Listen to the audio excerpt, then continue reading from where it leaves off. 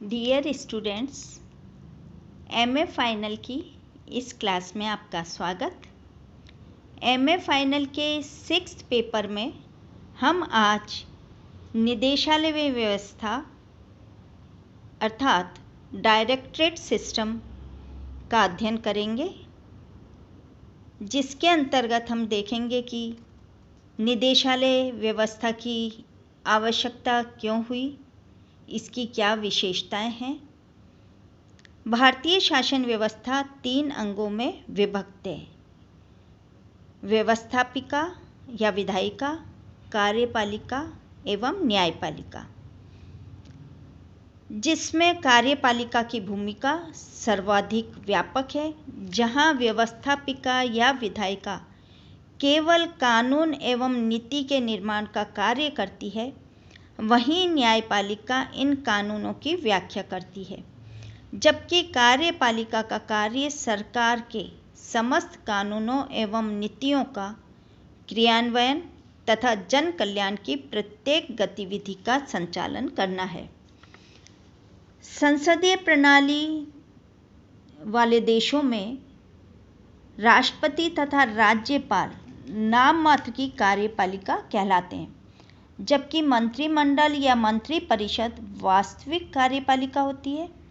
मंत्रिमंडल के कार्यों को संपन्न करने के लिए सचिवालय एवं निदेशालय स्थापित किए गए हैं, जिससे प्रशासनिक कार्यों का संपादन लोक सेवकों के माध्यम से कुशलतापूर्वक संपन्न होता रहे। मंत्रियों के पास समय कुशलता का अभाव होता है, अतः उन्हें सचिवों द्वारा नियम सम्मत तथा कौशल युक्त प्रशासनिक सहायता उपलब्ध करवाई जाती है। इस प्रकार सचिवालय में मंत्री तथा सचिव मिलकर अपने विभाग की नीतियां तथा कार्यक्रम बनाते हैं। वहीं इन नीतियों तथा कार्यक्रमों को व्यवहारिक स्तर पर विशेषज्ञ अधिकारियों द्वारा क्रियान्वित किया जाता है। नीति तथा कार्यक्रम क्रियान्वयन करने वाली इस व्यवस्था को कार्यकारी विभाग या निदेशालय व्यवस्था कहा जाता है। सचिवालय में कार्यरत विभागों में मंत्री, सचिव तथा अन्य मंत्रालय के स्टाफ कार्य करता है, जबकि किसी विभाग के अधीन कई कार्यकारी विभाग या निदेशालय हो सकते हैं जो विशेषज्ञ होते हैं तथा इनकी शाखाएं क्षेत्रीय स्तर तक फैली हुई होती हैं। अब हम निदेशालय व्यवस्था की क्यों आवश्यकता हुई, वो क्या कारण थे जिनके कारण की निदेशालय व्यवस्था बनी। निदेशालय व्यवस्था के कई प्रमुख कारण हैं। इस प्रकार मंत्री परिषद को सहायता करने के लिए सचिवालय व्यवस्था कार्यरत है, उसी प्रकार सचिवालय को सहायता देने हेतु निदेशालय व्यवस्था कार्य करती है। इसके मूल में कई कारण हैं, समाहित हैं। वो इस प्रकार हैं: सचिवालय में सामान्य अधिकारी होते हैं जिन्हें तकनीकी विषयों का ज्ञान नहीं होता है। ये कार्य निदेशालय में किया जाता है, जहाँ विशेषज्ञ अधिकारी होते हैं जिन्हें निदेशक या संचालक कहा जाता है।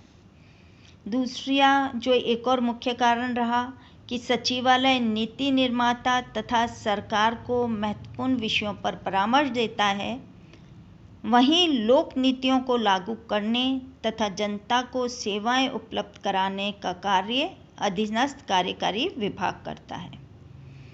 सचिवालय के कुछ विभागों जैसे वित्त, स्वास्थ्य, शिक्षा, कृषि तथा गृह का कार्य क्षेत्र अत्यंत विस्तृत होता है।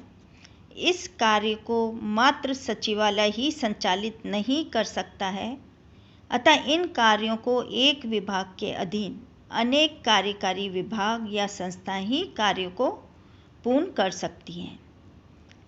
आम जनता एवं क्षेत्रीय कर्मचारियों की पहुंच सचिवालय तक कम हो पाती है, जबकि निदेशालय तथा इसकी क्षेत्रीय शाखाओं में सरलता से पहुंचा जा सकता है। सचिवालय में सामान्यज्ञ तथा निदेशालय, जो कि कार्यकारी विभाग हैं, में विशेषज्ञ अधिकारियों को पृथक पृथक पद सोपान श्रृंखलाएं प्रदान की जा सकती हैं। आज का समय सामान्य से विशेषज्ञता की ओर झुकाव होने के कारण भी निदेशालयों की स्थापना होने लगी है। ये जरूरी नहीं है कि सचिवालय के किसी विभाग के कार्यों को पूरा करने के लिए कार्यकारी विभाग के रूप में केवल निदेशालय ही स्थापित किए जाएं, वरन कई बार कार्य की प्रकृति, क्षेत्र, गुणवत्ता तथा व्यावसायिकता को देखते हुए कार्यकारी विभाग के रूप में निगम, बोर्ड या अन्य स्वायत्तशासी संस्थाओं की भी स्थापना की जा सकती है, जैसे राजस्व मंडल, राजस्थान राज्य पथ परिवहन निगम, क्रमशः राजस्व विभाग, परिवहन विभाग के कार्यकारी विभाग या कार्यकारी संस्थाएं हैं जो अपने कार्यकरण में स्वतंत्र हैं। लेकिन यहाँ पर कार्यकारी विभाग से तात्पर्य उन निदेशालयों या कार्यकारी विभागों से है जो राज्य प्रशासन की मुख्य धारा में शामिल हैं तथा सचिवालय के अधीन कार्य करते हैं। अब निदेशालय व्यवस्था की विशेषताओं की चर्चा करें तो भारतीय प्रशासन तंत्र अनेक प्रकार की संस्थाओं एवं संगठनों से युक्त एक व्यवस्था है जिसमें संघीय, प्रांतीय तथा क्षेत्रीय स्तर पर कई प्रकार की विशेषताएं होती हैं। निदेशालय व्यवस्था की कई प्रमुख विशेषताएं इस प्रकार हैं। निदेशालय में विशेषज्ञ अधिकारी होते हैं। उदाहरण के लिए चिकित्सा एवं स्वास्थ्य निदेशालय में चिकित्सक तथा कृषि निदेशालय में कृषि अधिकारी पदोन्नत होकर आते हैं। कतिपय विभागों के ये निदेशक सामान्यज्ञ अधिकारी हैं। एक और जो इसकी विशेषता है वो ये कि निदेशालय का कार्य विशिष्ट प्रकार की गतिविधियां संचालित करना होता है जो उस विभाग के कार्यकरण से संबंधित तथा सचिवालय द्वारा निरूपित होती है। निदेशालयों के प्रमुख अधिकारी को निदेशक, संचालक कहते हैं, परंतु कहीं निदेशालयों के प्रमुख अधिकारी को आयुक्त, नियंत्रक, मुख्य अभियंता, महानिदेशक आदि नामों से भी संबोधित किया जाता है। निदेशालय का मुख्यालय राज्य की राजधानी या किसी प्रमुख शहर में होता है। अधिकांश निदेशालयों के क्षेत्रीय तथा जिला कार्यालय भी होते हैं जहां संयुक्त निदेशक, उप निदेशक या जिला अधिकारी पदस्थापित होते हैं। निदेशालयों के निदेशक ही विभागाध्यक्ष के नाम से जाने जाते हैं, न कि सचिवालय का सचिव। सचिवालय में निदेशालय का नियंत्रक विभाग होता है जहां से उसे निर्देश प्राप्त होते हैं। क्षेत्रीय स्तर पर कार्यरत समस्त स्टाफ या कर्मचारीगण निदेशालय के अधीन होता है। इस प्रकार निदेशालय अपने कार्मिकों की भर्ती, प्रशिक्षण, पदोन्नति, स्थानांतरण तथा अनुशासनात्मक कार्यवाही इत्यादि के लिए उत्तरदायी होता है। निदेशालय समस्त प्रकार के तकनीकी कार्यक्रमों को क्रियान्वित करने, सांख्यिकी एकत्र करने, नियंत्रण तथा मूल्यांकन करने एवं सचिवालय को तकनीकी परामर्श देने का कार्य करता है।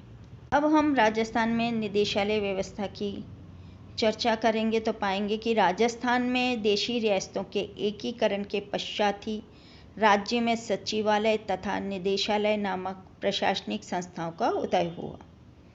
एक संघीय शासन व्यवस्था वाले देश भारत में कुछ विषय केंद्र सरकार के अधीन है जिनका नियमन एवं संचालन केंद्रीय मंत्रालय, उनके विभाग तथा कार्यकारी संस्थाएं करती हैं, जबकि राज्य सूची के विषयों का संचालन राज्य शासन सचिवालय तथा उसके संबद्ध कार्यकारी विभाग या निदेशालय करते हैं। प्रत्येक राज्य में कार्यकारी विभागों की संख्या तथा संगठनात्मक ढांचा उस राज्य की राजनीतिक सत्ता, ऐतिहासिक परिप्रेक्ष्य, भौगोलिक, सामाजिक एवं आर्थिक परिवेश तथा प्रशासनिक सुधारों के प्रति इच्छा शक्ति पर निर्भर करता है। राजस्थान में देशी रियासतों के एकीकरण के पश्चात जब राज्य में सचिवालय तथा निदेशालय नामक प्रशासनिक संस्थाओं का उदय हुआ, उसके पूर्व अनेक देशी रियासतों में जन कल्याण हेतु सरकारी विभाग कार्यरत थे, जिनमें कुछ पर ब्रिटिश शासन का प्रभाव था तो कुछ मात्रा में स्थानीय रजवाड़े का प्रभाव सम्मिलित था। सन 1949 में सभी देशी रियासतों के विभागों के कर्मचारियों तथा प्रक्रियाओं का राज्य प्रशासनिक तंत्र में एकीकरण हो गया। इसके पश्चात आवश्यकता अनुसार राजस्थान में नए निदेशालय बनाए जाते रहे। राज्य सरकार के कार्यकारी विभागों में परिवर्तन तथा परिवर्धन की प्रक्रिया चलती रहती है। राजस्थान सरकार के वित्त विभाग के अधीन सर्वाधिक 9 कार्यकारी विभाग अर्थात निदेशालय कार्यरत हैं, जबकि गृह, कृषि, स्वास्थ्य तथा शिक्षा विभाग के अधीन भी एकाधिक निदेशालय कार्यरत हैं। सचिवालय स्तर पर कार्यरत कार्मिक तथा प्रशासनिक सुधार विभाग की प्रकृति इस तरह है कि उसे आम जनता से कोई प्रत्यक्ष कार्य नहीं होता, अतः इस विभाग के अधीन कोई भी कार्यकारी विभाग नहीं है। दूसरी ओर जन अभियोग निराकरण विभाग, ये जो जन अभियोग निराकरण विभाग है वह सचिवालय में स्थित है, का भी कोई निदेशालय नहीं है तथा विभाग का प्रमुख शासन सचिव ही इसके आयुक्त के कार्य भी देखता है। सामान्यतः शासन के कार्यों में वृद्धि तथा विशेषज्ञता के प्रसार के कारण नए कार्यकारी विभागों की स्थापना होती रहती है। इस प्रकार से निदेशालय सचिवालय की अधीनस्थ संस्था है। निदेशालय के अधिकारी अपने विभाग में बने रहते हैं। निदेशालय द्वारा नीतियां या कार्यक्रमों का क्रियान्वयन होता है। इनका मंत्रियों से अप्रत्यक्ष संपर्क रहता है। निदेशालय अपने अधीनस्थ अभिकरणों एवं सचिवालय के मध्य कड़ी का कार्य भी करते हैं। Thank you.